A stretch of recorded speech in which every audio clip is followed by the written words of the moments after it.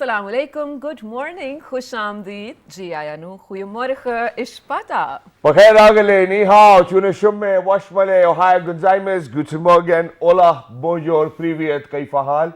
Hale shuma chatore, ahlan wa sahlan, marhaba, buna, mucho, gracias, swabia, bhalli karaya. And thank you very much everybody for tuning into PTV World. You're definitely watching World this morning. Thanks to the very fantastic, amazing, superb, and a person with a warm heart, ladies and gentlemen. She happens to be Miss Shiza Hashmi, and I happen to be Shahzad Hassan Khan. We hope and pray that everybody out there is doing wonderfully well and that you're ready to kickstart your day with us. Hello Shiza, how are you doing today? I'm doing great, thank you so much for asking, and it's a lovely morning over here. How are you doing? I think I'm doing absolutely fine, but I guess it's just the weather that whenever, it's about time that you really have to wake up. No matter how hard your mom's going to bang the door, you just feel like staying under the razai. I think swear. it sounds better, or the quilt as well. And I think there's one more thing in this weather, and that is that no matter how, for how long you're going to sleep, but you still feel more sleepy when you wake up. I Does agree. that happen to you? It does, and actually, for some reason, I slept so early last night, even before my bedtime. Like, can you imagine around 8:30 or something? Maybe I was like really exhausted. I think you might have worked hard, yeah. Probably. What were you doing? I was, well, just general stuff, that everyday stuff, but I guess it was happening for so many days that I was super exhausted. How do you defer to everyday stuff? That's what I wanted to ask. Okay, so as you know, I am a part-time TV anchor and a part-time housewife. as well. MashaAllah, that's good. So definitely there's a lot of stuff. There was that a lot of cooking, cleaning, yes, house and then chores. there's guests and stuff, Wow. mashallah, so a lot Wonderful. of. I just crashed around 8:30 and woke up this morning. And when my alarm rang, I woke up, I was like, you know what, I still want to sleep more. I don't know where the lethargy is coming from, but it is. So you must be feeling great. And I think my mom was today early in the morning. I think she was very thankful because just yesterday she actually overheard me on the phone saying to somebody that I won't be able to come. And she thought that, I was actually in conversation with people at work, and just in the morning she was like, hey, do you want to go? And I was like, I have to go. What do you mean, but do you want to go? She was like, you were telling somebody that you don't have to go. I was like, that's a different story, and this one's a different one. So I just woke up and made sure that I'm going to make it to work, and I feel absolutely perfect, stunning. Yeah. And it's because of the fact that, God forbid, if there's a day when I miss out on work, Shiza, I just don't feel great about myself. I feel like the calibration is out for me. I don't know how else to explain it. I swear, I mean, because it's a morning show and our job literally starts when all of you are sleeping. I mean, it sort of sets a tone for our day. It sets discipline for our day, and, sorts of tells our mind that, okay, the day has started, go get everything you want to. So whenever we don't come to work or we don't have to on the weekend, I mean, the calibration of the day is totally out. Yeah, it is. And no matter what happens, I will still wake up at like, 7:30 or 8 a.m. in the morning, even if I do not have to go to work. But other than that, ladies and gentlemen, there are a lot of people who are getting up and making sure that they're going to make their way to Murray. Well, we actually have a news update for you because everybody wants to see the snow of this season. Almost 50,000 cars, ladies and gentlemen, have entered Murray against a parking slot of 4,000. In a recent snowfall, administration wants tourists to follow rules. Following 3 inches of snowfall in Murray, the Rawalpindi government has issued a travel advisory for tourists visiting the city to enjoy the weather. The Deputy Commissioner Rawalpindi asked tourists visiting Malkai Kosar to closely adhere to recommendations in order to minimize traffic bottlenecks on the highways. There's also a helpline, right? Yeah, as the town only has parking capacity of 4,000 automobiles, while 50,000 cars have entered Murray thus far. Imagine with a space of only 4,000, and that's what, even 10 to 20 times more than the actual space as well. 10 Way to more 20, than that. I think I'm wrong in that 400, math. 500 times. It's absolutely insane. But yes, for all of those people out there, do stay safe. We do realize it's the winter vacation going on. And I feel like after a long time, a lot of family members must have taken days off together, right? Otherwise, it's either the students who are at vacations, it's either the parents who have their days off, but now everyone does. So they're all planning to do something. We're on winter vacations. We do not get any vacations. Maybe Eid, maybe Chandrat, maybe New Year's, maybe anything. And we love it. We're not. Yeah, we're not being thankless. We love it to be over here as well, and it's great. But other than that, I think that humans all over the globe are doing a wonderful job. Imagine. So earlier we have had 7 continents, right? And now they're saying that we have an 8th one as well. Wow. Oh, so wow. let's take a look at which the 8th continent is. Which of Come on, let's take a look. All Can right, we so please have the picture? And Shazad, can you imagine? They are saying, of course, after the records and all, about 375 years ago, this continent used to be a thing, of course. Now it's extremely underwater, most of it. The remnants of the continent, some of it above as well.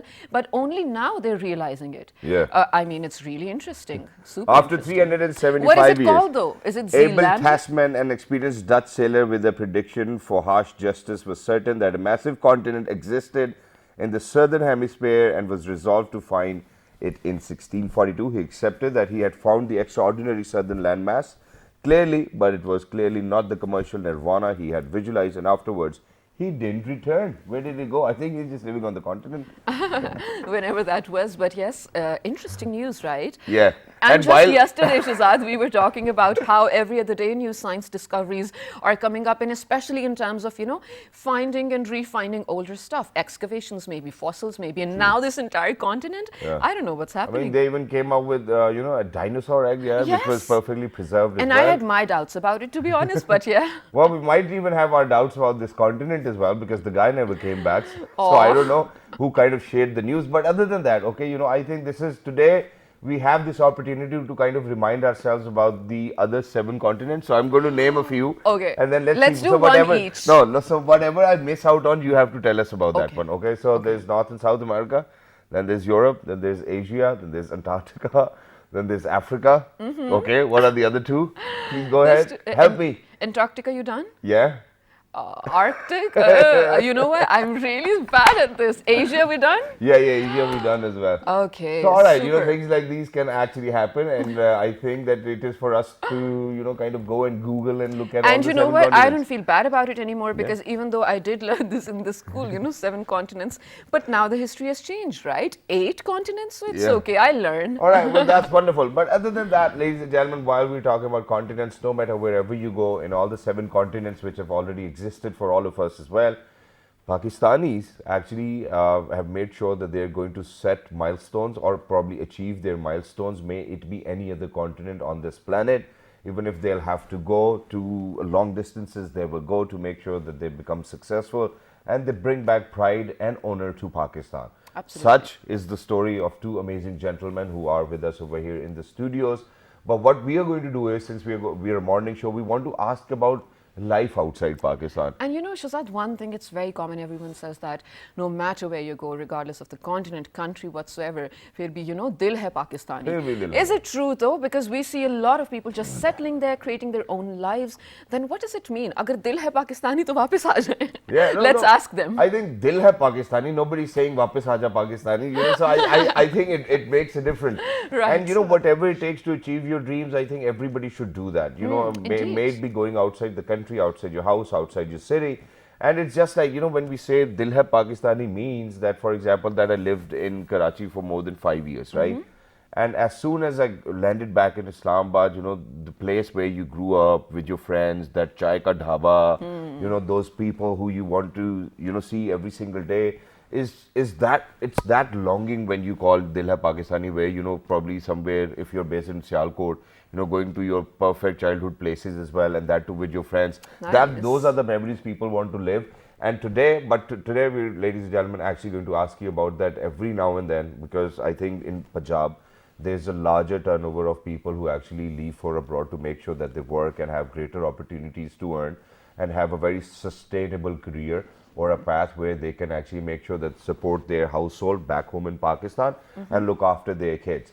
But eventually, alhamdulillah, all of these Pakistanis are so blessed. Almost 90% of the people turn out to be very successful, take good advantage of those opportunities, create opportunities for themselves and become an example.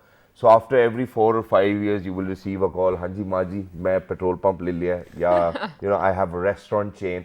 And it makes you feel so great, ladies and gentlemen, that you really want to thank all of these people for putting in all the hard work, because towards the end of the day, Pakistan is being honored by all of this hard work being put together as well. So without any further ado, we're very lucky once again that we have been joined by somebody who happens to be the chief organizer of Pakistan Overseas Forum.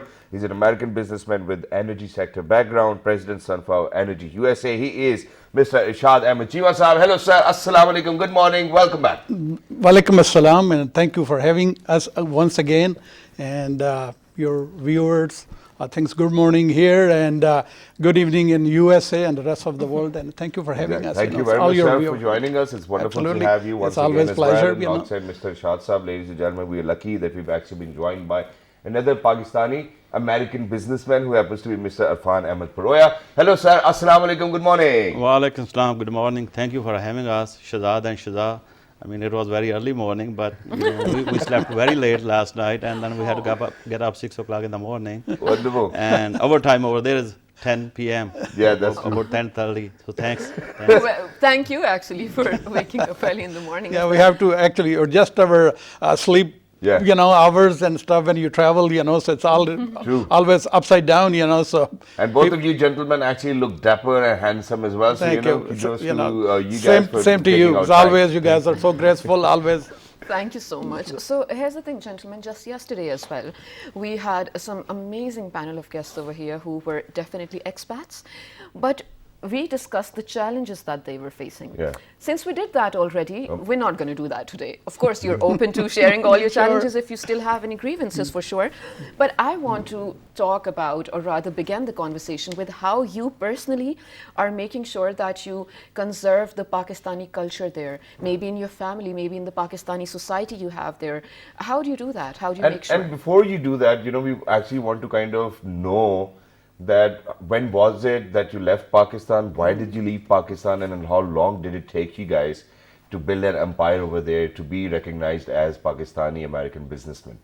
Yeah, I mean, it's a long journey. Yeah. And it wasn't easy, but there was a childhood, university time, and you want to adventure different, my parents, they want me to do CSS, and be a basically afsar, that's what we call, but FC College, and then, we started, a few friends traveled abroad for education purposes, and, same, Stayed back. he said, this is amazing, so let's, have some change. So we never knew, it was, early age. So we tried and, went abroad, get educated ourselves, and then, slowly done all those things, it wasn't, in a golden spoon or something. So we struggle, we step up slowly. And alhamdulillah, I'm talking about all overseas Pakistani. When they go, they struggle, they fell, they get up again, and then, start all over again. And alhamdulillah, we try. With the good education, we had all the tools, and we kind of integrated in that system, So, and the system helped us to excel. Which, I'm not complaining, but we should, have the same kind of system where everybody have a same chance to excel and equal opportunity. Equal opportunity, definitely. So, alhamdulillah, with the behind the education struggle, after a young man, 19 years old, left, and now he's a 50-plus-year man, sitting here and telling people how I made this, kingdom of my business and stuff, So alhamdulillah, I mean, we were talking earlier how we can benefit Pakistan, but we are here to deliver.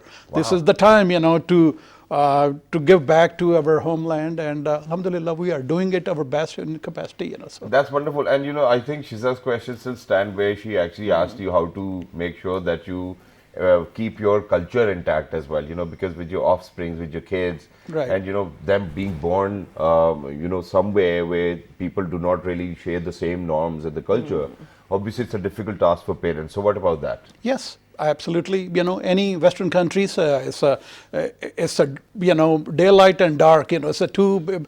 So, but we have to separate those norms and have to step up as a parents. So parenthood is kind of a little difficult jobs up there, but alhamdulillah, we did it, mashallah, our kids are Pakistani American, so they know where they belong, their roots, they know, Islamic values, Pakistani values, culture values, but we give them the tools, we give them a freedom, but freedom comes with the responsibilities, so we always, when they go to school, my wife, our mothers, the kids, they always, better go, do your best, but don't forget, you know, Yeah. you are a Muslim kid. Yeah. So because there is a peer pressure in schools in early years, so you have to tell what we learned. But alhamdulillah, we were born and raised here, so we have already training. So we apply those training on the kids, you know. So and sometimes they don't like it because we want them at home. We want them to be a Pakistani, but when they go to school, so they are American or British or whatever, but we manage both culture very tightly, and alhamdulillah I think it's wonderful. So let's move on to Fansab as well. So Fansab, when did you leave Pakistan? How old were you? And what goal did you had in your mind? And do you think after 2 or 3 decades, whatever you went for, you have achieved it? Actually, I went to USA with my parents. Wow. I was very young. I was 16 years old Mashallah. in 10th grade. A very tender age. And my mamu, he went to USA in like late 60s. Wow. So he sponsored us. We were immigrants. Wow. And alhamdulillah, our parents went with us, but parents came back, but we stayed there. And me and my brother, we were, mashallah, I went to school, I went to college, got my education, got into business, and alhamdulillah, we are very successful business people over there. Mashallah. And it's wonderful to know as well. But sir, when you went while you were 16 years old, obviously, dil to bachcha hi hota sir. So when you go to a place of such sort, you really want to kind of check out the newer cultures, meet new people. So there's always this, I don't know how to put it, but parents would always be scared of whether you will be under bad influence or not. So for somebody who was 16 years old, getting into the education system and then becoming so successful, there might be something which always stood by you, or you stood by it, that okay, that you really need to have this firm character and personality to make sure that whatever your focus is on, it stays on it as well. My focus was, my parents said, go to school, get your education, and we were not focusing anything else. just go to school, come home, and our weekend there was a job. So I had no other time. Yeah. And then I got married. I came back to Pakistan and got married here in Pakistan. And that's where I want to stop you. So imagine, because you went with your parents, Yes. I'm very sorry that I'm asking you a very personal question, sir, but how old were you when you got married? 21, 22. 21, all right. 22 So- maybe, 22. 22. So after 7 years of being in USA, your parents asked you to come back to Pakistan so that we can get you married, Irfan. Please, aaja yaar, tera biyah karna hai. Yeah. So what went through your mind? Were you like, it's better for me to kind of get married over here in USA or go back to Pakistan? I always wanted to come back to Pakistan and get married. Wow. Even though it's been 36 years, Mashallah. and I almost come at least once a year. Mashallah. And I come and stay here in Pakistan 1 month, sometimes 2 months. I used to bring my kids, but now, mashallah, they are grown up. Mashallah. They are into their education. I mean, their education is almost finished, so they are busy, but I still come, and my wife comes too. Wow. That is So, brilliant. alhamdulillah, I mean, we still love Pakistan as well. So, jaise kehte hain na, the Pakistan is my heart Yeah. and My soul. my soul, yes. Wow. course. Wow. That's wonderful. And just listening to these stories is actually sort of painting us a picture of the Pakistaniyat inside you guys, definitely. So now you tell me, after this entire, more than struggle, it's now an entire life for you where you made your name abroad, and now you're accepted there, of course, respected. You've made a name for Pakistan too. And whenever you get a chance to come back, how must it feel? Now there are two options. Either you miss it, in which case I'm assuming over here that, well, I'll let you answer that. Either you miss it, or either, there are some grievances, like I said yesterday, people were mentioning the challenges they have. They want to come back and change the entire system for the coming generations. You don't necessarily have to feel these things, but what are the feelings you have when you think about coming to Pakistan? Yeah, definitely. It's all, Pakistan is always a welcoming place, because where we grown up, so those street, towns, mahallas, so it's always to go and revisit those places, I'm sure those things are changed a lot. Lahore changed a lot. Gujranwala, Bandi, Sialkot, Islamabad Bhadia, even, yeah, so yeah. changed so much. But still, where I grew up, I love to go there. It's always people are very welcoming. So I'm not a strange to the society. So if you keep coming and bringing more expertise, that's what I want to do, So keep bringing something, which we are lacking here, So it's not education. There is plenty of educated people, but the right system, honest system, straightforward system, one operation window. That's what we want to see, because in the USA, if you need to start a business, you don't have to go and get in line, or you don't need ministers to be on your side or MPA on your side. You just pick up the phone, call, or online, you register your company. Next day you are right in. Exactly. And you can even apply for loan from the bank as well. I mean, I think that's great, and this is something I bear witness to, with my own eyes, because before the show, sir, I was mentioning to you that one of my friend who lives in LA had a cart business, perfume carts, all over in different malls as well. So what he did was he applied for loans from different banks as well, and they were happy to give it to him, and that's in 2 or 3 working days of you filling the form as well, which is great. So there are greater opportunities. And we want to talk more about that. But sir, now I have a question for Irfan Saab first, and then you can answer. And that is that what I have seen is that if you go to for example, different villages of Punjab, maybe Mandi Bahauddin, maybe Paliyan, maybe Gujarat, elsewhere, wherever you go. So there's a larger community of people who actually went abroad, maybe Europe, maybe US, UK, elsewhere, Norway, for that reason. But what I have seen is that eventually after 5 years, 10 years, they obviously start sending money in to buy land for themselves, and that's where they want to retire. And it's a beautiful thing. But sir, for somebody who might not even come back, why do you think that it's important for them? And it's a fierce competition in between, itna raqba mera hai aur itna raqba uska hai. It's a very fierce competition. Why do you think you guys keep on purchasing land over here back in Pakistan, when you know that you might not even be able to come back? But is it to tell other people that you're successful now, or is it just like that? So I'll start from Sir Irfan. I am also from village Kot Proya. Mashallah. It's in district Gujranwala. Yes. And people, they just want some backup too. So if you retire, as you want to come back, and maybe you want to spend rest of your life here. So that's what it is. It's not a show off. I don't think so. Sir, I will share the sentiment. So this is how the sentiment is in the villages. Just for all of those Pakistanis who are out there, I think they will understand it. If they understand how I'm going to share it. Char parasi, bar gene, aaj mashallah rakbe nahi. Things like that. That's how they speak in the villages as well. And since I've been to all of that land, which has been acquired by people living abroad as well, and it's massive, alhamdulillah, and they kind of look after it. But the only challenge, because you spoke about one window operations as well, the only challenge is that they keep on buying land. They have a trustworthy gentleman over here who looks after everything. But as soon as they're about to come back, they get the news, hey, what land? What are you talking about? So how do you cater to issues of such sort as well? Because ex-Pakistanis, I think this is one of the most major issues they're facing at the moment. Yeah, there's absolutely. You elaborated very well, So those complaints, because we have a overseas organization. In a lot of cases, we deal on a regular basis, and 99% people from the family.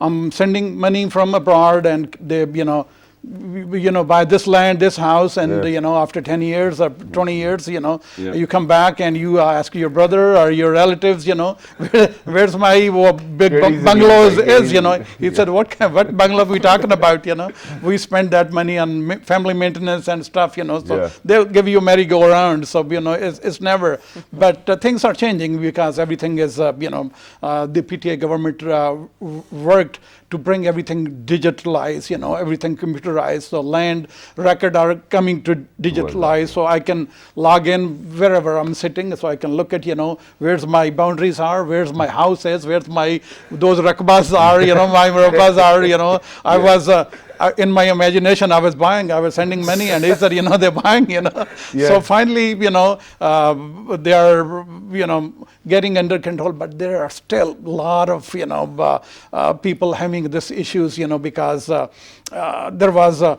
Patwari system, and those Patwaris, mashallah, they are everybody's, whoever paid them, they are their best friend, So, and which is why I said, this is something I believe is important to talk about, that, just yesterday you gentleman met the Commissioner Gujranwala division as well, and Right. then he actually spoke about the overseas house. Would you mind letting us know a Yes, little bit absolutely. about that? I will. And how will it help all of these issues and grievances? Yes, I mean this is a kind of a first drop in the river, but but I think the gentleman Zulfikar Ghuman Sahab, Commissioner Gujranwala, he explained us, but we are going to visit him once more before we leave.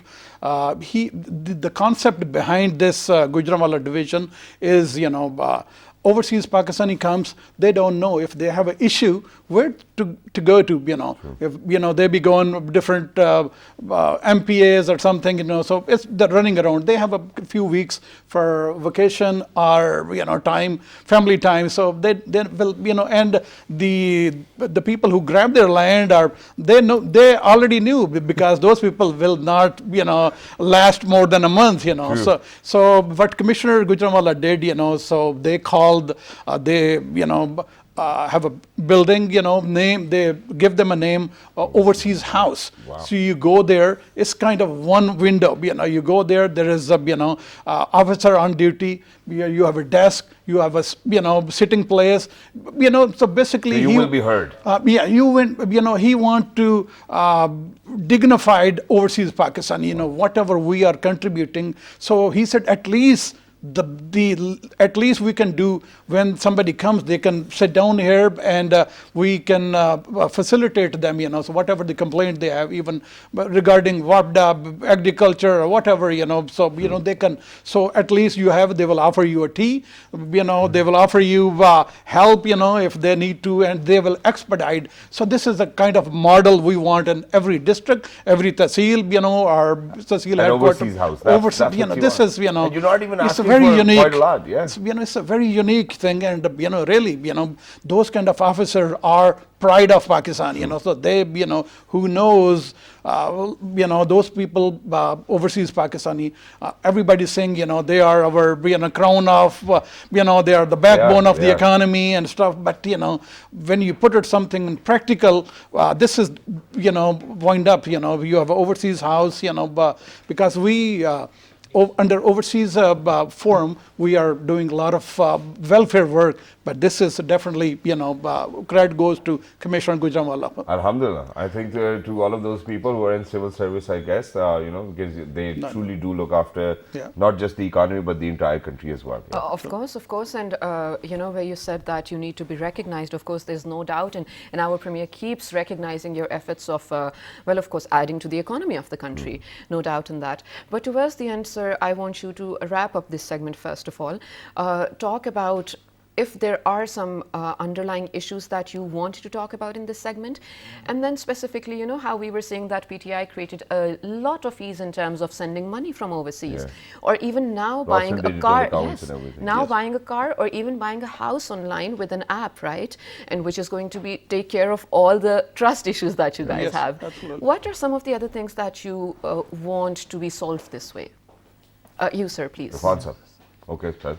Yeah, I mean, definitely, those are very legit questions, we want to make sure our overseas Pakistani, when they leave US, UK, or wherever, when they plan to come back here, so at least they have a kind of recognition, not, they don't need a medal, they need a dignified place where they can sit down, they can ask questions. One window operation, I just said, so some people, in our blood, in my generation, we want to retire here, we want to come back, so same, because I don't know, if we don't visit, our kids are not going to visit, so we definitely want investment to come here. If we come, so kind of a trustworthy, environment, where, alhamdulillah, PTA government is I think, in my lifetime, the first government who encouraged, overseas Pakistani to bring their investment, their investment is protected.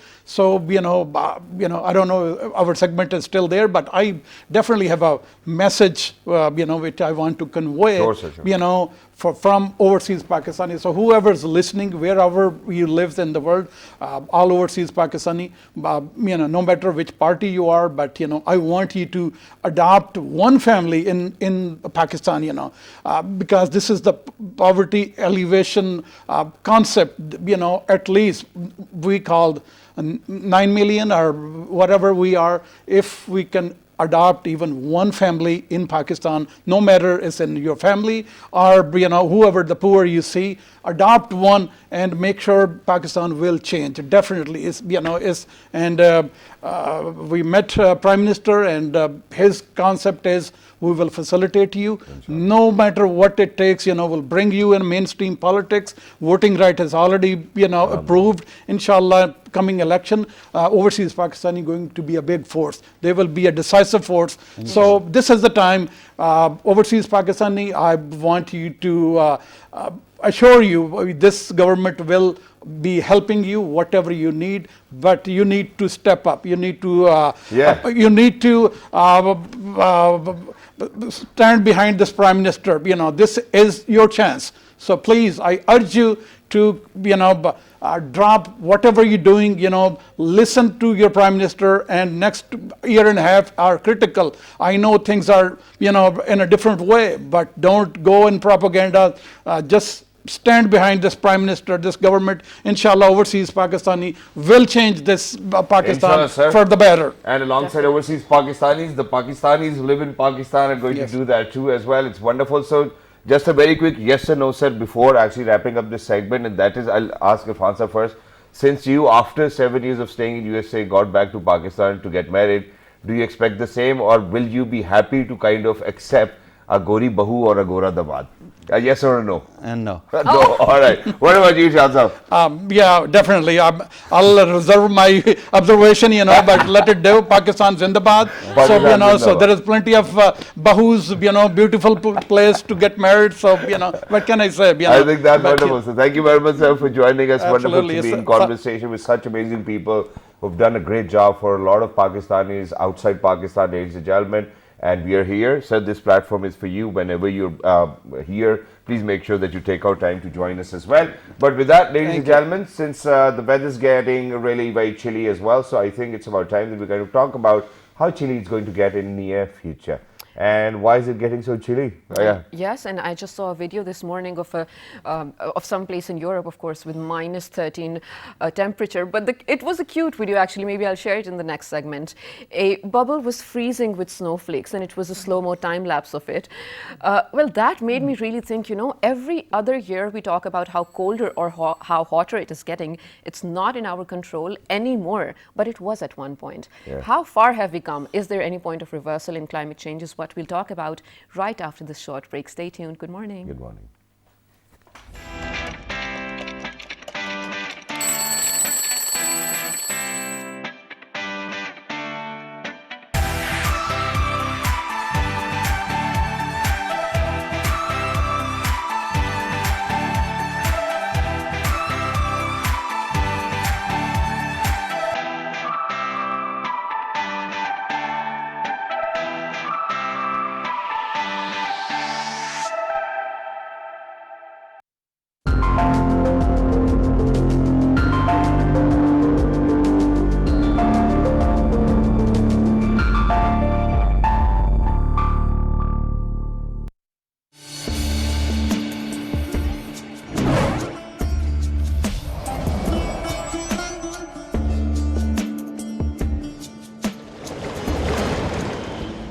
Muhammad Ali Jinnah is the only personality of India for whom the whole nation has expectations.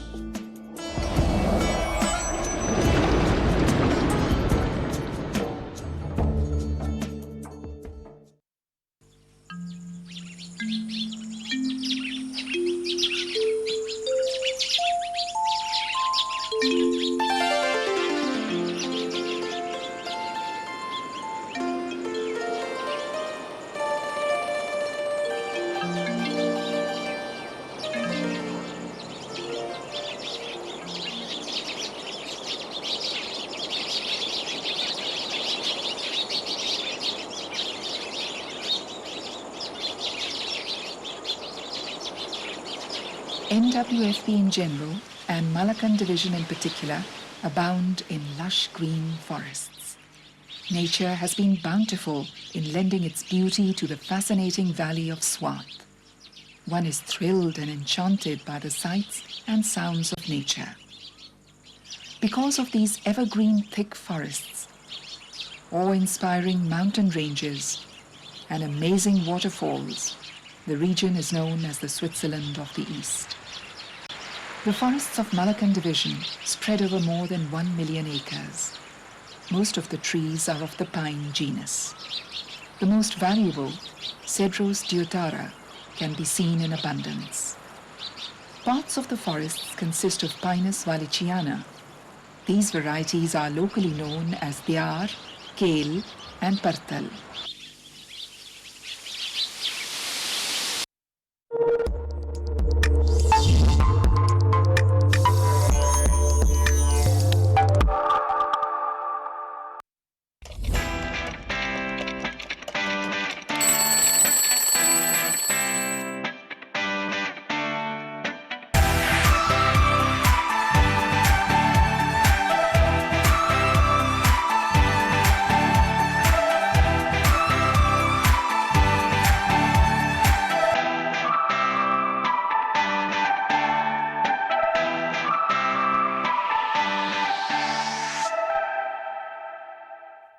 Welcome back to Well This Morning, ladies and gentlemen. This is Shahzad Khan.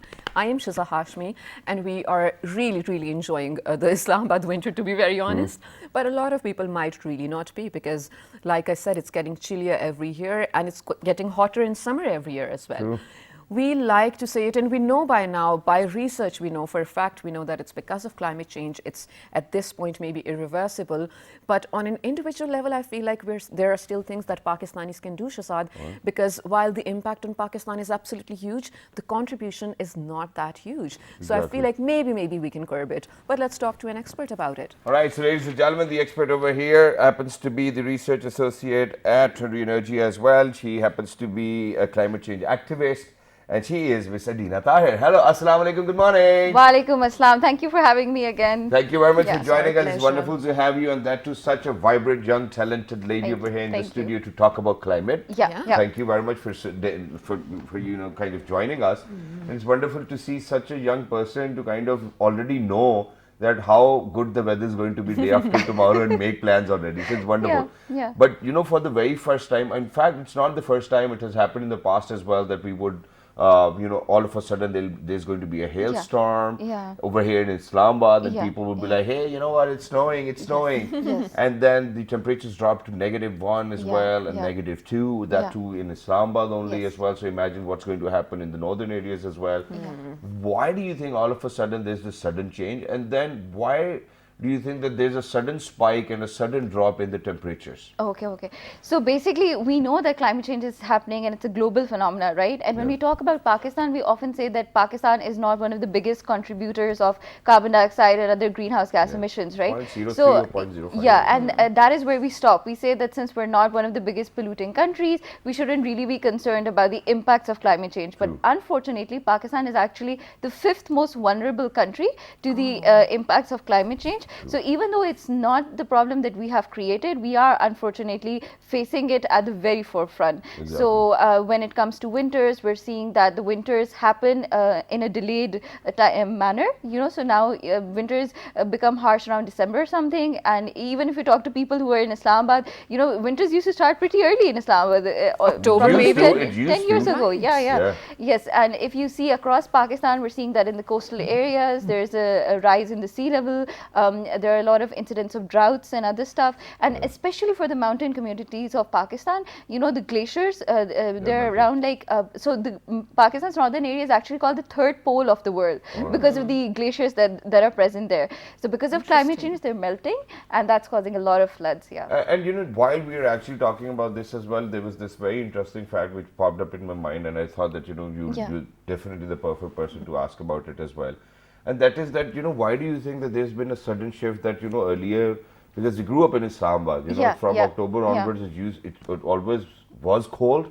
And then, it went out to having smog and fog, and all of these things have started to come in as well. And We have seen that, how kids are getting in and everybody. So Yeah. how do you think that we're going to curb this very problem of fog and smoke? Because people Yeah. cannot travel, people are Yeah. at home, the air quality is getting Yes. worsened as well, and that too day by day. And just this morning when I was coming out, Yeah. an underground parking in my apartment building, right?